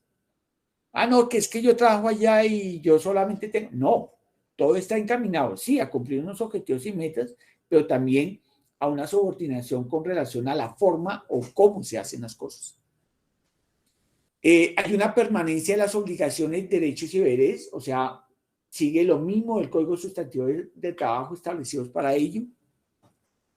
Hay una frecuencia y un modelo de evaluación de desempeño que toca implementarlo. Pues digamos que en una sociedad salesiana nos tocaría establecer cuál sería la figura de evaluación de desempeño, establecer si se diera esta figura o en los casos que se dieran esta figura, como si los que tenemos cubrirían, digamos, ese seguimiento y esa calificación en cuanto a ello. Y el tema del cumplimiento de metas, logros y objetivos, que va exactamente igual al tema correspondiente del teletrabajo. Ahora, en cuanto a la jornada laboral, si vamos a mirar en cuanto a la jornada laboral, se mantendrán vigentes las mismas normas del Código Sustantivo de Trabajo, reglamentos aplicables relativos al horario y jornada laboral. Estamos hablando de las 48 horas reglamentarias en el trabajo en casa. También se establece que han excluidos, al igual que lo establece el Código Sustantivo, los trabajadores de dirección, de confianza o manejo. Digamos que en este tema de la jornada laboral casi que desaparecen por el tema de la confianza, ¿no? La confidencialidad de la información, ¿sí? Que eso es de manejo, que se deben de tener así. En cuanto a, si lo establecemos en cuanto al término de ejecución, el término de ejecución de trabajo en casa, acordemos que son, como es una medida excepcional por el estado de excepción de emergencia que se estableció a través de la pandemia, entonces se habla de periodos muy cortos, aunque esto es contradictorio, realmente lo tengo que manifestar, porque se dice que se establecerá un mínimo de 3 meses prorrogable por un término igual por única vez. O sea, si lo ponemos a valor presente, se dan 3 meses, lo prorrogamos 6 meses, pero dice que sin embargo, si las circunstancias ocasionales o excepcionales o especiales, ¿cuáles son esas? La pandemia, ¿cierto? Se extenderá la habitación de trabajo en casa hasta que desaparezcan dichas condiciones. O sea, si uno mira, la interpretación de la norma dice máximo hasta 6, pero si continúa la pandemia, se mantiene la figura. Lo que quiere decir que puede durar un año, desde el 2020 hasta el 2021, y continuamos con la misma. Por eso digo que es una contradicción de lo que se está manejando allí. Ahora, en cuanto al empleador, es una facultad unilateral. Mire que aquí comenzamos a tener una incidencia mucho más importante en cuanto al trabajo en casa. Es una facultad unilateral determinar esta modalidad siempre y cuando desaparezcan las circunstancias. O sea, es decir, si el empleador decide, en este caso, terminar en cualquier momento porque las condiciones desaparecen o porque las medidas de protección así lo amparan, puede dar por terminado ese tipo de modalidad. ¿Sí? Ahora, si lo miramos en el tema del teletrabajo, aquí hablamos de que es voluntaria, ¿no? Pero aquí tiene 2 componentes que son relativamente importantes. Y es, si yo contrato a una persona bajo esta modalidad, pues se mantiene, ¿no? O sea, no es reversible en el teletrabajo, no es reversible. Es decir, si yo contrato a Pepito Pérez bajo la modalidad de teletrabajo, desde el inicio de la contratación, Pepito Pérez no me puede decir a mí que quiere volver a trabajo de la presencialidad, porque no existió nunca. No existió nunca. ¿Sí? No existió nunca. Ahora, ¿qué pasa si estamos, voy a colocar, si Marta Liliana tiene un contrato laboral ordinario, ¿cierto? y bajo las circunstancias le decimos, Marta, mira, a partir de la próxima semana te proponemos que cambiemos la modalidad de trabajo al teletrabajo. Lo podemos hacer sin ningún problema. Pero en la línea del tiempo, Marta nos puede decir, señor Sociedad Salesiana, quiero volver porque ya no me aguanto allá en la casa a mi marido o a mi esposa o a mis hijos. Todas esas locuras colectivas pueden suceder porque el tema de la convivencia es complicadísimo. Entonces Marta dice, ya no me aguanto más al cristiano, quiero volver a mi casa. Entonces ahí es donde dice que es reversible, que vuelve a su estado natural, a su estado normal, ¿sí? Y lo puede solicitar sin ningún inconveniente. ¿Listo? Eso es importante, porque cuando hablamos de reversibilidad, es eso, la dinámica de volver a su estado natural o la dinámica de cambiar de modalidad de trabajo, que es completamente normal. Ahora, cuando hablamos de los elementos del trabajo, prácticamente bajo estas dos figuras, uno de los principios fundamentales que se establece es que medie un acuerdo. En este caso, si el trabajo en casa debe mediar un acuerdo. Si Marta, en el ejemplo que coloco, utiliza sus medios o instrumentos de trabajo o personales para el trabajo, ¿sí? Lo podemos mediar y poner de acuerdo. O en su contrario, si no se llegase a un acuerdo, pues el empleador es el que tiene que suministrar los medios o herramientas para ejercer las funciones. ¿Qué pasa con estas dos mediaciones en que hay un acuerdo o no hay un acuerdo? Cuando el trabajador utiliza sus elementos personales para el trabajo, nos podemos ver inmersos en un tema de la protección de la información, ¿sí? Cosa que no podíamos hablar cuando el empleador le da las herramientas de trabajo. Digamos que las dinámicas nacionales, pues hay muchas empresas que no tenían el músculo de la tecnología o de las herramientas como tal y tuvieron que incurrir en esta nueva figura en que el trabajador también suministrara sus instrumentos en aras de una negociación para que lo hiciera en su trabajo, ¿cierto?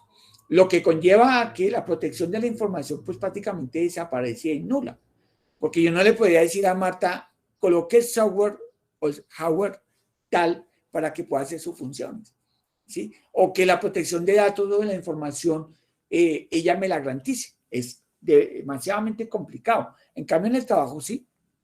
En el teletrabajo deberá proveer una garantía de mantenimiento de los equipos de los teletrabajadores, la conexión, los programas, el valor de la energía. Mire que ahí de lo que más reglamenta en el teletrabajo es la negociación de cuánto es el valor que le voy a dar al teletrabajador en el tema de la energía.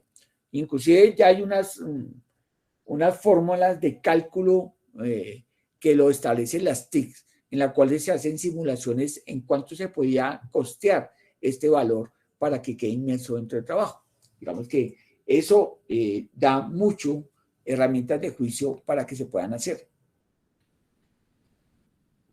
Ahora, en cuanto a las directrices de la tecnología y de la ejecución, volvemos a decir, el trabajo en casa, la organización debe contar con un procedimiento para ello, lo que significa que las áreas de sistemas debe establecer que si se dan los instrumentos, a través de qué acta, qué características tiene el equipo, qué medios de protección, qué programas tiene, en fin.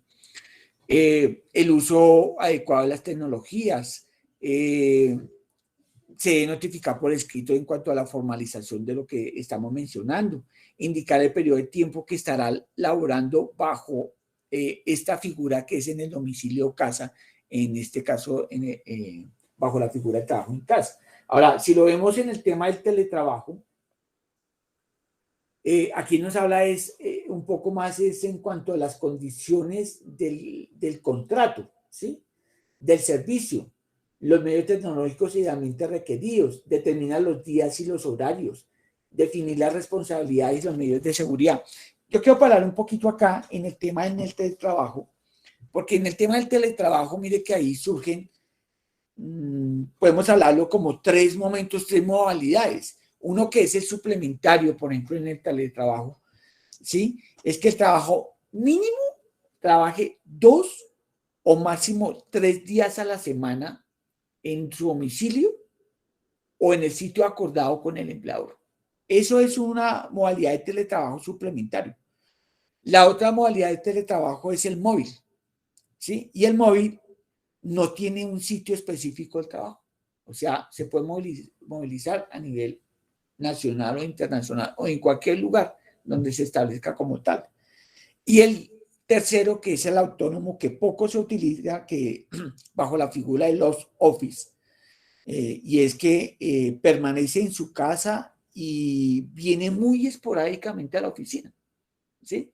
Eso se utiliza sobre todo para contratación de personal profesional y se maneja mucho a lo que llamamos hoy en día contratos de prestación de servicio, que casi que son contratos especializados en cuanto a ello. Pero si lo correlacionamos con el teletrabajo, pues esas son las 3 modalidades que vendrían a tener en un momento determinado.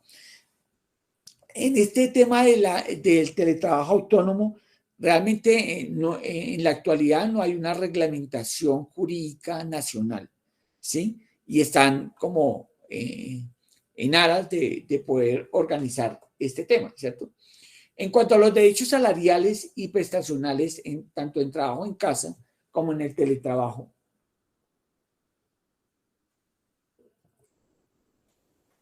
pues aquí tiene que percibir los salarios y prestaciones sociales normales a un trabajador normal, ordinario, llamémoslo así, bajo este tipo de modalidades. Y en el trabajo en casa se le reconoce el auxilio de conectividad digital. Recordemos que el año pasado, cuando estuvo en pleno furor la pandemia, la Sociedad Salesiana dentro de los pendibles de pago colocaba ese tema. Ahí, si ustedes recuerdan bien la historia, ahí se colocaban los despendibles de pago que a las personas que no tenían el auxilio de transporte se homologaba con el de conectividad o se dejaba auxilio de transporte, pero a sabiendas de que ese era homologable a la conectividad a los que estaban prestando sus servicios bajo esta modalidad o bajo la utilización de la tecnología que en cierta forma se establecían allí. Como en el trabajo no demanda gastos de movilidad, pues desaparece esa figura allí, a no ser de que tenga que trasladarse a un cliente, a unos sitios y que requiera una movilidad específica para que el empleador en estos casos le pueda dar, le pueda reconocer ese tipo de circunstancias, ¿cierto? Y el tema, un tema que cada vez coge más incidencia tanto en el teletrabajo como en el control, en el trabajo remoto, y es que las malas prácticas establecen que hay organizaciones que pretenden tener esta misma figura, pero desconociendo una asignación salarial que se da en el mercado, ¿cierto? Entonces, esto es lo que en cierta forma es una medida de protección también que haga el teletrabajador en relación que se le pague igual trabajo, igual salario, normal como si estuviera en la presencialidad. No puede haber ese tipo de discriminación en este tema o explotación laboral, porque ahí también se fuge de una u otra forma el tema de acoso laboral que estamos haciendo y la desigualdad o el trato de desigualdad que se tiene a un trabajador presencial. Ahora, vamos a tratar de mirar las garantías laborales y sindicales y de seguridad social, ¿sí? Tanto en la figura de trabajo en casa como en el teletrabajo. En este concepto vamos a entender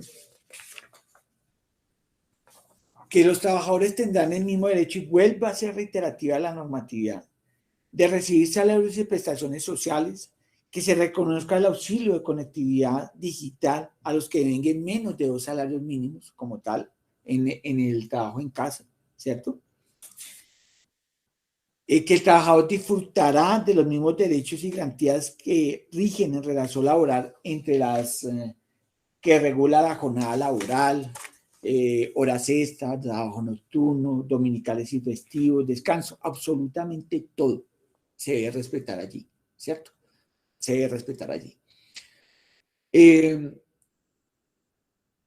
trabajador seguirá amparado por las acciones de promoción y prevención y es una figura que coge mayor relevancia y fuerza porque lo que es lo de seguridad y salud en el trabajo tiene que verse reflejado en el acompañamiento.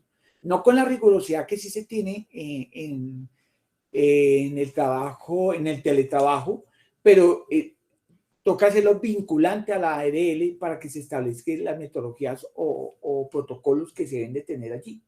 Sobre todo para respetar el tema de las condiciones de la salud mental. Porque si bien es cierto, mucha producción, mucha productividad, todo mucho en dinero y traducción en dinero, pero ¿a qué costo? Es la pregunta que uno se haría. ¿A qué costo conlleva estas nuevas modalidades de contrato y si hay realmente una figura de explotación laboral que en algunas organizaciones se ve muy, muy fuerte en cuanto a ello?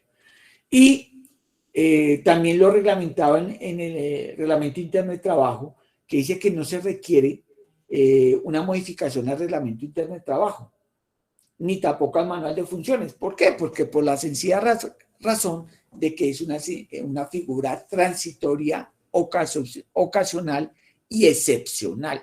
Esos tres principios son los que rigen como tal para que eso. Pero aún así, yo quiero recordar que en el Reglamento Interno de Trabajo de la Sociedad Salesiana, en el capítulo 4, que se llama capítulo especial 4, se tiene la figura de trabajo en casa, en cuanto a su dominación y todo. Mire que por eso al inicio de la charla de estos temas, como podemos visualizar cómo la Sociedad Salesiana ha estado muy a la vanguardia, hay que reconocer que ha estado muy pegada y muy atenta a las nuevas modalidades y también a la dinámica. Lo que significa que estamos llamados a no lo imposible, pero sí a habilitarnos en el mercado laboral para cualquiera de las dos partes, en este caso. Y la formalidad, pues, mediante comunicación expresa y notificación sobre la habilitación de trabajo en casa. Recordemos que en las minutas de contrato de la Sociedad Salesiana se tienen ese tema de utilización de la tecnología, herramientas digitales, el tema del uso del WhatsApp, que es lo que hemos venido actualizando en las minutas laborales y es lo que en reiteradas ocasiones y casi que de forma insistente hemos requerido con relación a que las presencias en cada una de las obras se haga ese ejercicio. Está muy atento a eso. Ahora, si vamos a mirar en el tema del teletrabajo, ¿cierto? En el tema del teletrabajo, pues aquí comenzamos a tener un tema muy diciente y es que los trabajadores no se les aplicarán disposiciones de jornadas laborales, ¿sí? Ni trabajo nocturno, eso. ¿Por qué? Porque están sujetos en cierta forma a resultados, que es lo que se está pretendiendo. También digamos que a raíz de esa confianza que se da, digamos que cuando uno genera esa figura del teletrabajo es la confianza que se hay, uno por las características de quien la va a ejercer y dos por la necesidad del empleador o de la organización en relación a un producto. Eso es importante tenerlo. Por ello, digamos que a pesar de que no hay una reglamentación tan sentida en cuanto a ello, el ministerio comenzó a tener un tema de la vigilancia y es que no sean sometidos a excesivas cargas laborales, que era lo que nos estaba diciendo. Prácticamente, de acuerdo a las estadísticas que se están manejando a nivel nacional, un teletrabajador está trabajando, aparte de las 8 horas, 2 horas adicionales en cuanto a ello. O sea, estamos hablando de entre 10 y 11 horas diarias, que a veces está trabajando así. Entonces, eso. Y el tema de la asignación salarial de acuerdo a la naturaleza del trabajo y debe tener una reciprocidad y tiene que ser acorde. Y de igual manera, al igual que el trabajo en casa, la igualdad del teletrabajador a un trabajador presencial. En el Reglamento Interno de Trabajo sí se requiere la incorporación y la Sociedad Salesiana en el Reglamento Interno de Trabajo, en el capítulo 6, ahí está establecido todo lo que es el tema del Reglamento Interno de Trabajo con relación a la figura de teletrabajo. Mire que las dos, tanto en el trabajo en casa como en el teletrabajo, están inmersos ahí. Ahí están en eso. Y al igual, la formalidad es mediante un otro sí.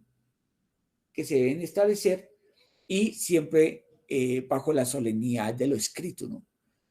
Porque en los escritos se establecen la voluntad entre las partes para poderlo hacer, sobre todo en la figura que un trabajador laboral pase a teletrabajo y después haya esa reversibilidad de devolverse al trabajo normal, a la presencialidad, porque no se aguantó a los chinos, porque no aguantó al marido, porque las circunstancias sociales ya lo implicaron, por el tema de salud mental, que es un tema bien diciente que se está estableciendo allí en este tipo de modalidades y que es la carga como se está hablando, porque digamos que en el trabajo en casa o en el teletrabajo o en el de remoto o trabajo remoto, pues realmente el tema de la convivencia y el tema de que todo converge en un mismo escenario no ha sido fácil, ese tema de transición que pueda llevar a que se tenga una adecuada adaptación a estas nuevas figuras como tal. Ahora, Jessica, no sé si haya alguna pregunta por ahora de estas dos figuras o si no, continuamos con el trabajo remoto. Sí, jefe, efectivamente, el don José Miguel tiene una pregunta. Indica, ¿el término de manejo y confianza es en las dos vías? No entendí bien la pregunta. Gracias, Jessica, si quiere preciso. Sí, por favor. Sí, cuando hablábamos del manejo y confianza como excepción en el horario o en el horario en la jornada de teletrabajo o trabajo en casa, normalmente pasa que, bueno, ahí el ejercicio de manejo y confianza se da a veces en una sola vía. Entonces, si las dos vías se aplican allí, es decir, la información de dónde estoy, cómo voy haciendo el trabajo, se tiene que dar desde el empleado hacia el empleador y del empleador hacia el empleado, y el manejo y confianza no solamente del empleador hacia el empleado. ¿Cómo la norma tiene catalogada este ejercicio de manejo y confianza? Porque uno pues lo tiene muy, muy libre y aquí pues gracias a Dios se da mucho la comunicación, la conversación. Lo digo en términos generales, en términos de manejo y confianza a nivel normativo. El término de manejo y confianza aplica en las dos vías, sería como la pregunta fundamental, pero como lo digo, a nivel de concepto general.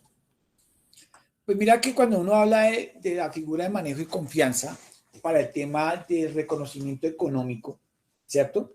De reconocimiento económico, porque siempre se maneja bajo el concepto de que tiene horario de entrada, pero no de salida. Y eso no es cierto. Digamos, eso no es cierto. Lo que se tiene es que el trabajador de manejo y confianza es el que, por la misma figura de confianza, es que es el que garantiza un resultado como tal, no una permanencia en un sitio físico como tal. Entonces, ¿cómo así que yo salgo a la 1 de la mañana, pero sí tengo que llegar a las 7? Es una vaina de locos, ¿sí? ¿Por qué? Porque es que el manejo de confianza no está a la cantidad de tiempo disponible del trabajador, sino al tema de los resultados. Por eso uno mira en las denominaciones de cargo y manual de funciones, el cargo directivo no es solamente una potestad económica que gana tanto, sino una responsabilidad que conlleva a situaciones asertivas como no. ¿Sí? Y el manejo de confianza es eso, la garantía de un resultado, de una meta, de un logro. Y lo vamos a ver más adelante cuando vamos a mirar cuáles son las dimensiones que se debe tener en la figura. En este caso, ya no hablamos tanto de los trabajadores o colaboradores, sino la posición dominante del empleador. ¿Cómo debe empezarse a cambiar el chip con relación a estas nuevas dinámicas y cómo se concibe? Y no es porque lo esté mencionando en este momento, sino quién lo dice, ¿no? Que lo vamos a ver más adelante en relación a las organizaciones internacionales del trabajo y la misma Organización Mundial de la Salud, en la cual se establece como tal cómo visualizamos este tipo de relaciones. Claudia. Buenos días. Buenos días.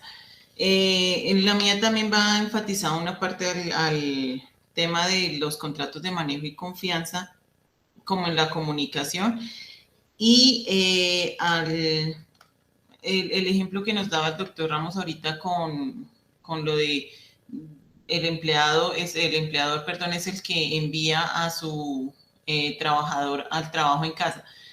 ¿Qué potestades o qué facilidades o cómo se le daría el manejo cuando yo como trabajador soy el que decido tener mi jornada de trabajo en casa, como para aclarar de pronto y que quede un poco como más enfático? Es decir, si yo decido, mi hija esta semana está en vacaciones, no tengo quien me la cuide, yo puedo pasar un comunicado solicitando que me autoricen el trabajo en casa y que me autoricen llevarme el computador. Lo digo como un ejemplo, que me lo autoricen llevármelo a la casa, y estos trabajadores que tienen un contrato de manejo y confianza tendrían que también de igual manera dejar un documento por escrito de esa situación, o simplemente llaman al director, le dicen, padre, hoy no voy a estar trabajando en el colegio, voy a estar en la casa, pero hay disponible, no sé. Ahí el manejo más como administrativo sería. Gracias, Claudia, por esa tan importante pregunta. Cuando uno habla de modalidades de contrato y uno te escucha, es que hay un acuerdo en un tiempo determinado. No es que hoy quiero trabajo en casa, mañana quiero presencial, pasado mañana quiero trabajo en casa y así. No. Eso no se concibe así. ¿Sí? Hay unas formalidades en cuanto a ello. Primero, que debe haber un acuerdo, no es una voluntad unilateral por parte del trabajador. Comencemos con esa precisión, ¿no? Sino que debe haber un acuerdo, sobre todo para el tema del teletrabajo o trabajo en casa, ¿sí? O sea, necesariamente tiene que haber un acuerdo.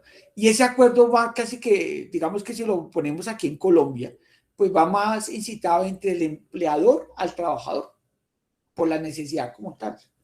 Puede presentarse la iniciativa, aquí ya hablamos de la iniciativa por parte del trabajador hacia el empleador, ¿sí? En relación, y quien valora y a su discrecionalidad es el empleador en aceptar o no dicha iniciativa, ¿sí?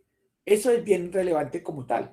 Ahora, si nosotros miramos en la figura de teletrabajo, cuando hablamos de los principios de la reversibilidad, y es que yo estoy como contrato laboral y por las circunstancias y acuerdo entre las partes, por iniciativa del empleador también, y por las circunstancias de productividad, manejo, en fin, muchos factores internos y externos que se pueden presentar allá, se cambia de un trabajo laboral presencial a un trabajo de teletrabajo, por decir algo.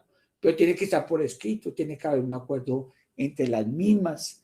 Y ahí sí, el trabajador bajo esa figura como tal, sí puede solicitar devolverse a la presencialidad en ese caso. Es la única excepción que hay en relación a ello. De lo contrario, lo demás no. Y sobre todo que pues también tiene un sentido lógico, ¿no? Y es que cualquier organización nacional o internacional no está sujeto a una persona, o en este caso a un trabajador, sino está sujeto a unos resultados, y quien pone esas condiciones, en este caso, es el empleador, porque sabe perfectamente cuáles son sus necesidades, qué es lo que requiere, con quién y cómo lo requiere, ¿sí? No está sujeto a una condición caprichosa o situacional de un trabajador o colaborador, que es lo que se está manejando. ¿Listo, Claudia? No sé si te di respuesta o quiere otra aclaración. No, sí, señor. Muchas gracias. Con mucho gusto. No sé, Jessica, si hay otra pregunta. No, señor. Ok. No sé si ahorita comenzamos el tema del... va a haber un break a las 10, son las 9:53. Para no cortar el tema, propongo de poderlo hacer en este momento y damos 15 minutos, el padre Rafael nos dirá, para dar inicio a este nuevo tema de trabajo remoto.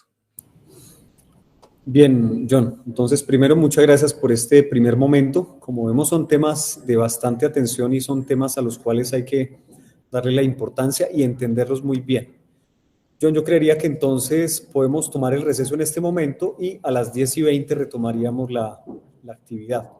O no sé, mejor dejémoslo a las 10:30 para que, como ayer, hasta las 10:30 podamos atender los asuntos que de pronto en este momento requieran respuesta de cada uno de ustedes, llamadas, correos. Bien, y 10:30 retomaríamos. Ok,